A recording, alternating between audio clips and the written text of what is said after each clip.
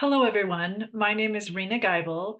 I'm the Education Director and a birth doula for DC Birth Doulas. I'm going to walk us through the hands and knees flow or vinyasa. Come on to hands and knees with your arms directly under shoulders and knees under your hips. This is your base tabletop position. Moving into a cat-cow. Tuck your pelvis or tailbone under. Exhale deeply as you continue to round up your back like a cat.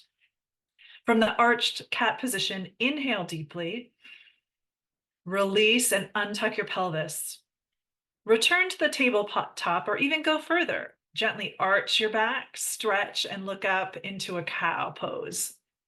Alternate between cat and cow as many times as feels good to you. From your all four tabletop position, slide 1 foot forward. This is your runner's start. Bend the front leg and rock back and forth in sort of a forward or slightly side lunge. Do this for a couple of minutes or through a couple of contractions. Return to all fours and do large circles with your hips and bottom. Allow your hips to fall back towards your feet, come to the side, and then go around to the other side. Big circles with your hips.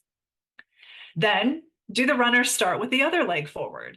If you wish, you can rest over a birth ball, leaning your upper body forward and allowing yourself to sway forward and back in that runner's start. Again, hold these positions for 1 to 3 minutes, even try for 3 contractions.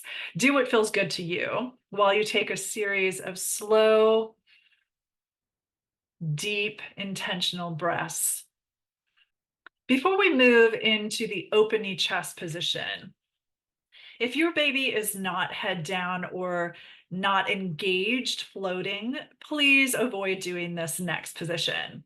Also, if you have a medical history, a risk of stroke, or a history of chronic high blood pressure that you're under medical supervision, or your provider has told you you have a high level or abundance of amniotic fluid. If you fall into these categories, you may want to skip this next pose. So from your tabletop, your hands and knees position, you're going to bring your toes together and slowly lower onto your forearms, lower your chest and head to the mat or the bed.